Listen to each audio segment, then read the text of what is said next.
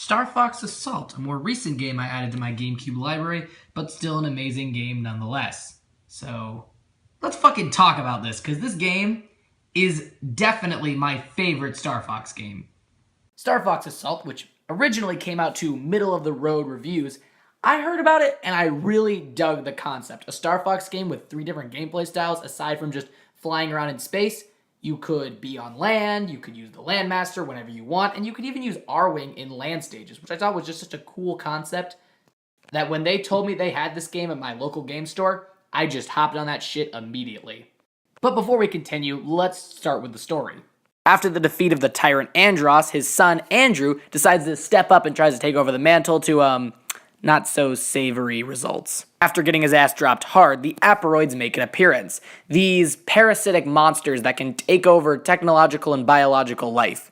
They're kind of like the Borg, but with, more pigs.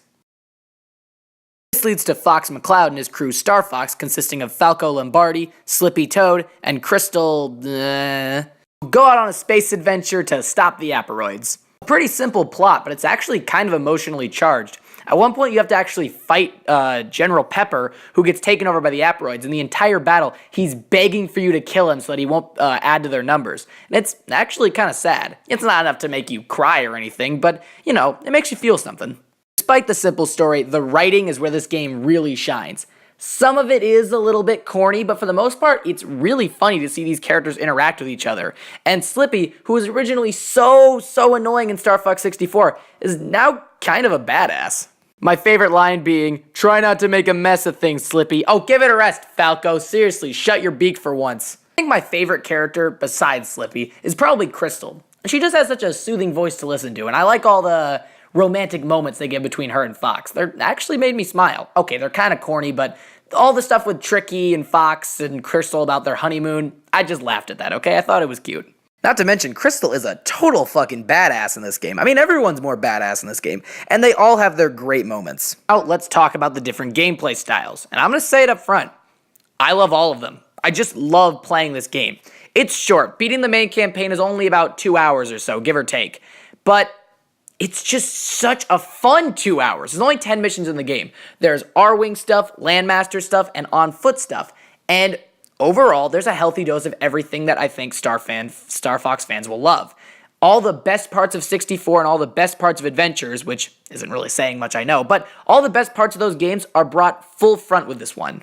Flying through space and blowing up ships, traveling on the ground and just shooting the shit out of everything in sight. Dogfighting against Starwolf? Holy shit, that was amazing. Now, Starwolf is mostly your allies. In fact, I will say right now, Starwolf, they're just so good in this game. And even the newcomer, Panther, who replaced Andrew because, well, you know. And they're just all great. They all have their own fun moments, and I like their little back and forths. And I'm always a sucker for the whole good guys teaming up with the bad guys to stop a bigger threat thing, and it really works here. But I do love that they give you a mission where you do get to dogfight them, and it's a great mission. You know, the Landmaster really reminds me of the Batmobile in Batman Arkham Knight, and I can't really shake that feeling, but I love using it. It's so fucking powerful, it just rams the shit out of everything, and the explosives, oh my god, this game, it just is so adrenaline-filled, and it's such a blast to replay. It doesn't have the same, like, you know, branching paths like in Star Fox 64, but I think that the adventure itself is so good, I would replay this game 100 times. It was just that much fun.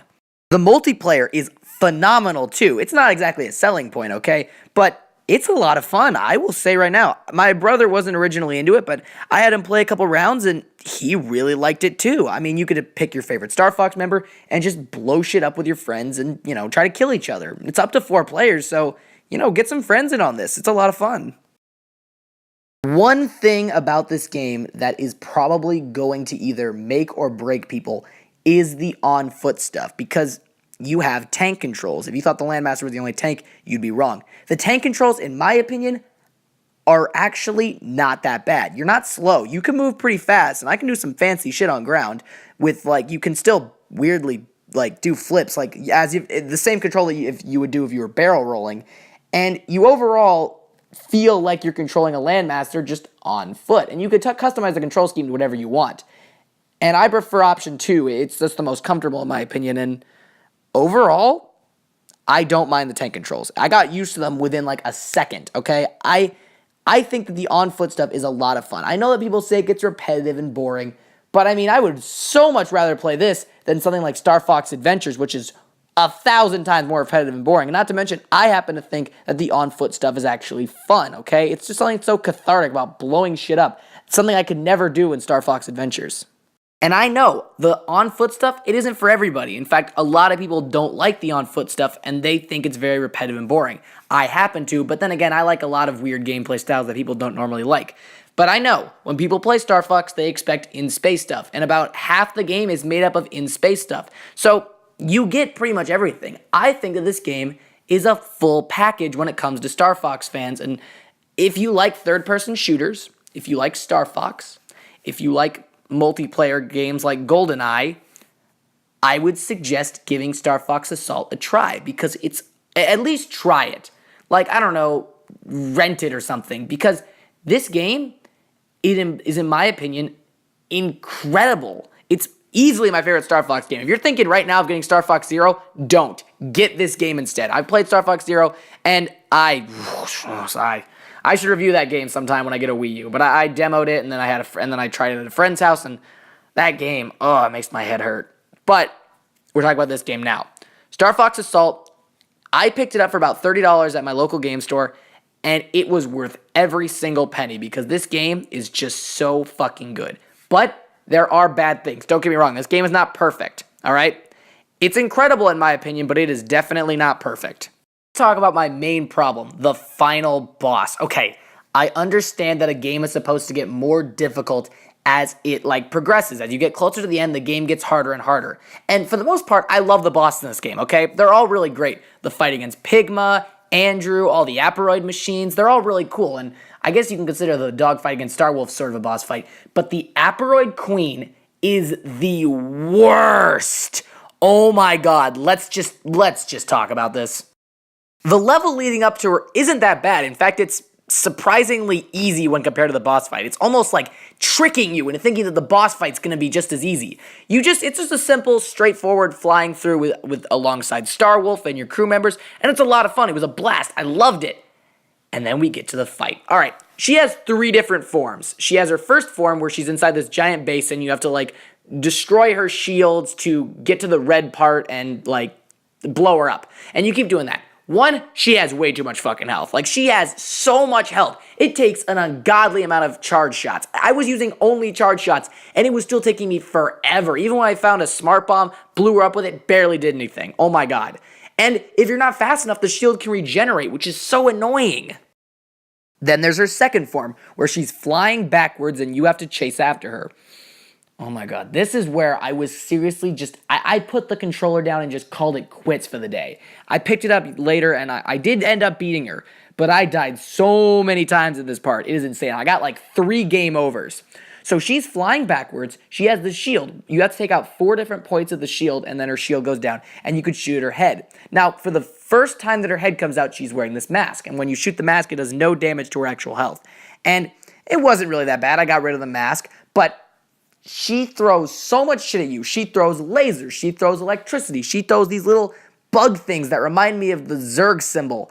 And it's all so much to deal with. Now, luckily, your crew members can come in, and if you blow up the insane amount of mines that she throws at you and defend them, they can do some serious damage. And I'll admit, that's very helpful.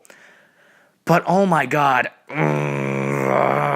She takes so many hits, so many charge shots. In fact, charge shots, they don't lock onto her head. You have to aim with them, and it's really difficult because it's really easy to miss, and then she goes really far away from you and puts up all this electric shit that you have to dodge around. And if you're not quick, you will get fucking zapped and you will hate life. There are the power-ups. They're not even scarce. If you help out your teammates, Falco will give you a health power-up, Crystal will give you a health power-up, and Slippy will give you a smart bomb, which is not that helpful because she moves around so fucking much it's impossible to hit her with it. But anyways, health power-ups. Besides that, they show up every once in a while, but the thing is, they show up and they're there for a second. Most of the time, I saw it out of the periphery of my vision as it was going off screen. It was so annoying. I just can't react fast enough. The only upgrades that were really easy to get were the ship upgrades that made my ship stronger, which you have to get, because if you don't, she will... That's the thing about this boss fight that really annoys me. Skill is not something that you use while you fight this boss fight. It's all a matter of getting all the weapon power-ups and just doing more damage to her than she does to you, and just hoping you survive. Then there is her third form, where in a last-ditch effort, she becomes this small little thing where she takes double the damage, but she also does double the damage. And oh my god, she throws lasers at you that are hard to predict. She throws this weird ring thing where at first I thought you had to, like, barrel roll out of it. But no, you actually have to fly through it. It's like a ring, and if you touch the outsides of the ring, it does damage to you. You have to fly through it and be really careful.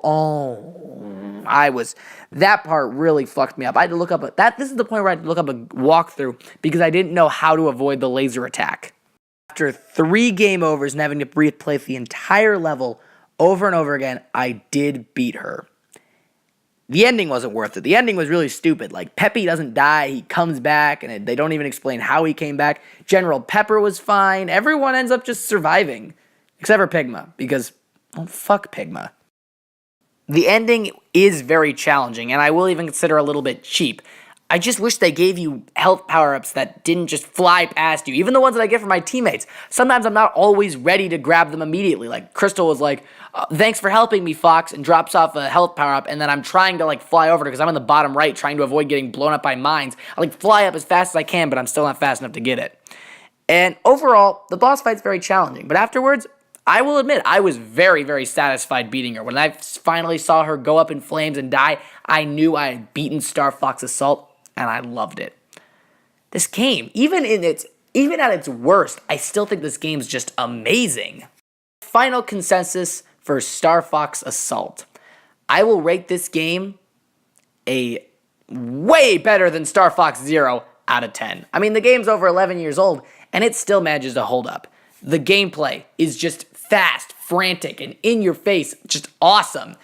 The Landmaster stuff, you feel like a fucking badass as you're just ramming through shit and blowing it all up with your lasers. And the on-foot stuff's a lot of fun too. It's really cathartic. It reminds me of Star Fox Adventures, but I finally get to use guns, for God's sake, finally.